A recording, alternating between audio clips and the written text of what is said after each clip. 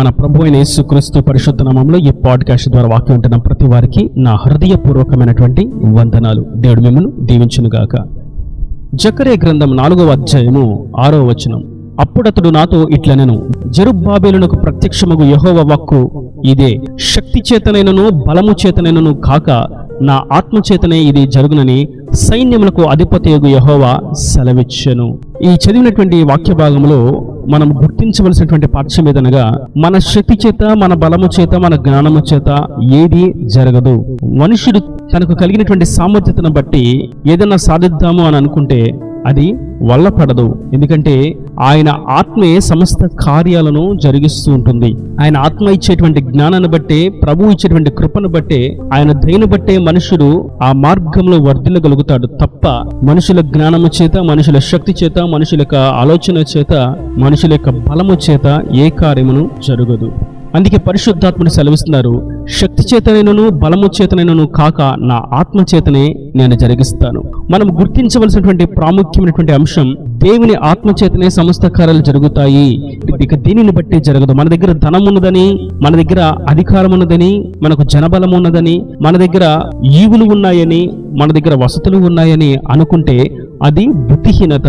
అది ఒకవేళ జరిగినట్లే కార్యము అనిపించినప్పటికీ అది దేవుని దృష్టిలో విజయవంతంగా ముందుకు సాగదు. అది అర్ధాంతరంగా ముగియబడవలసినదే, అర్ధాంతరంగా ఆగిపోవలసినదే తప్ప ఆ కార్యం ఏమాత్రం కూడా ముందుకు కొనసాగదు. దేవుని చేత ఏమాత్రం మెప్పును పొందుకోలేదు. దేవుని చేత ఏమాత్రం కూడా బహుమానమును, జీతమును, ప్రతిఫలమును పొందుకోలేదు. కారణం, వారు తన శక్తి చేత, తమ బలము చేత, తమ జ్ఞానము చేత ప్రకృతి సంబంధులుగా, బుద్ధిహీనులుగా ముందుకు సాగిపోతున్నారు. కాబట్టి వారి మీద వారు నమ్మకాన్ని పెట్టుకున్నారు, కాబట్టి వారి మీద వారు విశ్వాసాన్ని పెట్టుకుని ఉన్నారు, కాబట్టి వారు మేము ఇది చేయగలము అని అనుకుంటూ ఉన్నారు. కాబట్టి వారి కార్యము సఫలపరచబడదు. అయితే దేవుని ఆత్మ సమస్త కార్యాలను సఫలపరుస్తుంది. పరిశుద్ధాత్ముడు అందుకే మనకు గుర్తు చేస్తున్నారు, నా ఆత్మ చేతనే భీకరమైనటువంటి అద్భుతమైనటువంటి కార్యాలను నేను జరిగిస్తాను. మనం క్రొత్త నిబంధన గ్రంథం అపొస్తలుల కార్యం 3వ అధ్యాయమును 1 నుండి మనం చూసినట్లయితే, అక్కడ కుంటివాడు ఒక వ్యక్తి ఉన్నాడు. అతడు భిక్షాటన చేసుకుంటూ ఉన్నాడు. ఎవరన్నా ఏదైనా ఇస్తే తన కడుపు నింపుకుందామని, తన అక్కరలు తీర్చుకుందామని ప్రతిరోజు ఎదురు చూస్తూ ఉంటాడు. ఆ వచ్చినటువంటి జీవనోపాధితో తన జీవనమును కొనసాగిస్తూ ఉంటాడు. అదే విధంగా ఒకరోజు పగలు 3 గంటలకు ప్రార్థనా కాలమున పేతురు, యోహాను అనేటువంటి అపోస్తలులు దేవుని మందిరమునకు, దేవాలయమునకు ప్రయాణమై వస్తూ ఉన్నారు. ఆ భిక్షాటన చేసుకుంటూ ఉన్నటువంటి పుట్టినది మొదలుకొని కుంటివాడైనటువంటి వ్యక్తి అపోస్తలులైనటువంటి పేతురు, యోహానును చూచి, వీరి దగ్గర నాకు బంగారము, వెండి, ధనము ఏదన్నా లభిస్తుంది, వీరి చేత నా జీవన మనుగడను ఈ పూట కొనసాగించవచ్చు, నేను పోషించబడవచ్చు అని ఆశతో తేరు చూస్తూ ఉన్నాడు. ఆశతో ఎదురు చూస్తూ ఉన్నాడు. ఆశతో వారి తట్టే చూస్తూ ఉన్నాడు. ఈ శరీర జ్ఞానము చేత, భౌతిక జ్ఞానము చేత వీరు బలంగా ఉన్నారు, వీరు శక్తివంతంగా ఉన్నారు, వీరి వలన కార్యం జరుగుతుంది అని అనుకుంటూ ఉన్నాడు ఆ బలహీనుడు. అయితే పేతురు, అపోస్తలులు వారి యొద్దకు రానే వచ్చారు. ఎప్పుడైతే ఈ వ్యక్తి శిష్యులను చేయి చాచి సహాయం కొరకు వేడుకున్నాడో అప్పుడు వారు అంటారు ఒకటే మాట, 6వ వచనం. అంతటా పేతురు, వెండి బంగారములు నా యొద్ద లేవు, కానీ నాకు కలిగినదే నీకిచ్చుచున్నాను. నజరేయుడైన యేసుక్రీస్తు నామమున నడువుమని చెప్పి వాని కుడి చెయ్యి పట్టుకొని లేవనెత్తెను. వెంటనే వాని పాదములను, చీలమండలను బలమునందెను. వాడు దిగ్గున లేచి నడిచెను. నడుచుచు, గంతులు వేయుచు, దేవుని స్తుతించుచు వారితో కూడా దేవాలయంలోనికి వెళ్ళెను. ఇక్కడ మనం చూస్తున్నాం, ఈ బలహీనుడైనటువంటి సహాయం కొరకు ఎదురు చూస్తున్నటువంటి వ్యక్తి అనుకుంటున్నాడు, వీరిచ్చేటువంటి ధనము చేత జరుగుతుంది, వారు చేసేటువంటి సహాయం చేత జరుగుతుంది, వారు ఇచ్చేటువంటి లబ్ధి చేత జరుగుతుంది, వారు చేయందిస్తే జరుగుతుంది, వారు మాట మాట్లాడితే జరుగుతుంది, వారు రికమెండేషన్ చేస్తే జరుగుతుంది, వారు మన ప్రక్కన నిలబడితే జరుగుతుంది, వారు ఫోటో వేసుకుంటే జరుగుతుంది, వారితో పాటు మనం నడిస్తే జరుగుతుంది, వారిని మన ఇంటికి పిలిస్తే జరుగుతుంది, వారి చెయ్యి పెట్టించుకుంటే జరుగుతుందని భౌతిక సంబంధమైనటువంటి, ప్రకృతి సంబంధమైనటువంటి ఆలోచనలోనే నిలిచి ఉన్నాడు. ఆత్మ యొక్క క్రియను గుర్తించలేని వాడుగా ఉన్నాడు. కానీ అభిషక్తులు ఒకటే ఒక మాట అన్నారు, నువ్వు అనుకుంటున్నట్టుగా మా శక్తి చేత, మా బలము చేత, మా జ్ఞానం చేత, మా ధనము చేత, మా వెండి చేత, బంగారం చేత ఏది జరగదు నాయనా. నా దగ్గర అటువంటి ఈవులు ఏవి కూడా లేవు. నాకు కలిగినది దేవుని అభిషేకం మాత్రమే.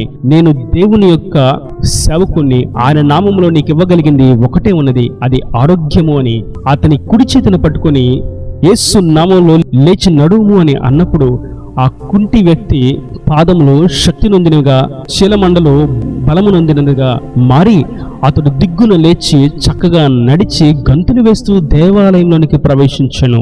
నేడు ఈ పాఠ్యం ద్వారా మనం గుర్తించవలసింది, మనం దేవుని ఆత్మచేతే కార్యాలు జరుగుతాయి అన్నటువంటి సంగతిని. నా ప్రియ సహోదరులారా, ఈ ఉద్యోగం వస్తే ఈ కార్యం జరుగుద్ది, ఈ వివాహం జరిగితే ఈ కార్యం జరుగుద్ది, ఈ వ్యాపారం చేస్తే ఈ కార్యం జరుగుతుంది, వీరితో కలిసి ఉంటే ఈ కార్యం జరుగుతుంది, పలానా వాళ్ళతో సహవాసం చేస్తే ఈ కార్యం జరుగుతుందని మనము మన శక్తి చేత, మన జ్ఞానం చేత, వారి బలాన్ని, వారి శక్తిని ఆశ్రయిస్తూ ఉన్నట్లయితే పరిశుద్ధాత్ముడు గుర్తు చేస్తున్నటువంటి మాట, నా ఆత్మచేతనే జరుగుతుంది తప్ప మనుషుల యొక్క శక్తిని బట్టి, బలమును బట్టి కాదు.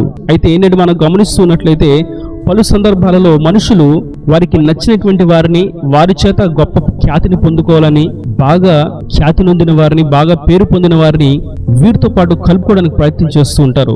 వారి పక్కన వీరు నిలిచి ఉండాలని ప్రయత్నం చేస్తూ ఉంటారు. వారి చేత వీరి కార్యాలు జరిగించాలని కోరుకుంటూ ఉంటారు. వారిని బట్టి వీరు కూడా గొప్పవారు అవ్వాలని ప్రయత్నం చేస్తూ ఉంటారు. ఇది పూర్తిగా దైవ విరుద్ధమైనటువంటి కార్యము. వారు దేవుని ఆత్మక్రియలను గుర్తించలేని వారుగా, మొదలే అజ్ఞానులుగా ఉండి లోక సంబంధముగా వారి జ్ఞానముతో గొప్పవారని పేరు తెచ్చుకుంటే, వారిని బట్టి వీరు పేరు తెచ్చుకుందామని అట్టి వారిని ఆశ్రయిస్తే పొరపాటును కూడా వారు వర్ధిల్లరు.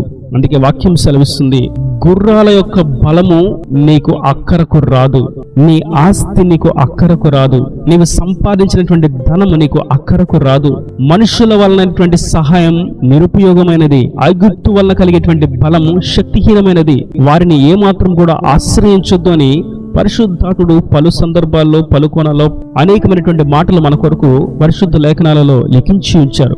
వాటిని బట్టి మనం గుర్తించవలసినది ఏదనగా, దేవుని ఆత్మచేత కార్యాలు జరుగుతాయి తప్ప ఆత్మ లేని వారి చేత ఎటువంటి కార్యాలు జరగవు. ఒకవేళ వారు లోకంలో గొప్పవారై ఉండొచ్చు, ఒకవేళ వారు లోకంలో ధనం కలిగిన వారై ఉండొచ్చు, ఒకవేళ వారు లోకంలో అధికారం కలిగిన వారై ఉండొచ్చు, ఒకవేళ లోకంలో వారి మాట వినేవారు అనేకులు ఉండొచ్చు, కానీ వారి చేత దేవుని ఆత్మక్రియ జరగదు. పూర్తిగా అపజయం కలుగుతుంది తప్ప ఏమాత్రం కూడా విజయం లభించదు. అయితే ఒకటి వాస్తవం, ఆయన ఆత్మను మనం పొందుకున్నట్లయితే, ఆయన మీద మనం విశ్వాసం ఉంచినట్లయితే, ఆయన కొరకు మనం కనిపెట్టుకుని ఉన్నట్లయితే, ఆయన మన కొరకు కార్యాలను సఫలము చేస్తాడు. అది మన శక్తికి మించిన, మన బలానికి మించిన, మన యోగ్యతకు మించిన, మన అర్హతకు మించిన, మన స్థాయికి మించినటువంటి కార్యాలను ఆయన జరిగిస్తాడు. జెరుబ్బాబెలు విషయంలో మనం గుర్తించినట్లయితే, అతని ఎదుట ఉన్నటువంటి గొప్ప పర్వతము, కొండలు అతనికి ఆయాసకరంగా, ఆటంకంగా ఉన్నప్పటికీ వాటిని నేను జయించలేను, ఇది నా వల్ల కాదు, ఇది నా శక్తి చేత, నా బలము చేత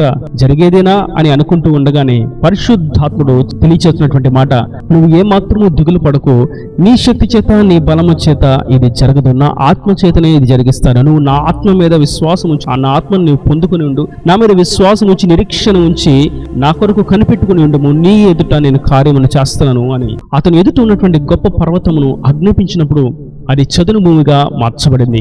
ఓ గొప్ప పర్వతం సాధారణమైనటువంటి మట్టి మార్గముగా నడవగలిగినటువంటి త్రవగా మార్చబడిపోయింది. కారణం ఆయన ఆత్మశక్తి చేత జరిగినటువంటి కార్యం. ఒకవేళ మన శక్తి చేత, మన జ్ఞానము చేత జరిగిద్దామని అనుకుంటే ఖచ్చితంగా ఆ కార్యం జరగక నిలవబడి అపజయాల పాలు కావాల్సి వస్తుంది. కనుక నేటి వాక్యం ఉన్నటువంటి నా ప్రియ సహోదరులారా, మనం ఆత్మీయ జ్ఞానముతో దేవుని ఆత్మచేతే సమస్త కార్యాలు జరుగుతాయని గుర్తించి మనం ఆయన మీద విశ్వాసం ఉంచుదాం.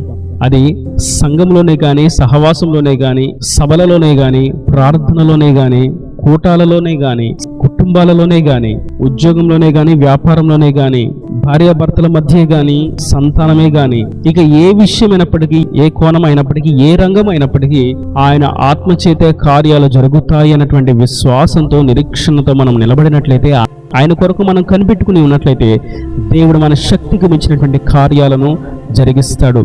పరిచర్య అయినా, విశ్వాస జీవితమే అయినా, కుటుంబ వ్యవస్థ అయినా, సమస్త విషయాలలో, అన్ని కోణాలలో ఆయన అఖండమైనటువంటి విజయంను అనుగ్రహించి విజయోత్సవంతో ఊరేగింపు చేస్తాడు.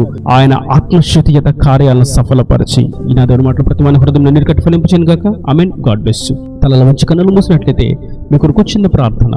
ప్రేమ స్వరూపి కరుణ కటాక్షంగా నా తండ్రి, నా ప్రభు ఈ వాక్యాన్ని ప్రతి వారిని మీరు నిండాలుగా దీవించండి, ఆశీర్వదించండి. శక్తి చేతనైనను బలము చేతనైనను కార్యము జరగదని, నీ ఆత్మ చేతనే కార్యాలు జరుగుతాయని మీరు సెలవిచ్చిన నీ అమూల్యమైన వాక్యాన్ని బట్టి నీకు వందనాలు. ఈ వాక్యాన్ని ప్రతి వారు నీ మీదే విశ్వాసంతో నీ కొరకు కనిపెట్టుకొని, నీ మీద నిరీక్షణతో, నీ వాగ్దాన నెరవేర్పు కొరకు ఎదురు చూస్తూ ముందుకు సాగునట్లుగా కృప దయచేసి నీ కార్యాలను సఫలపరిచి, నీ ఆత్మశక్తిని కనపరిచి, నీ రాకడ రాజ్యాన్ని సిద్ధపరచమని యేసు పరిశుద్ధ నామమున ప్రార్థించి వేడుకుంటున్నాను తండ్రి. ఆమేన్, ఆమేన్.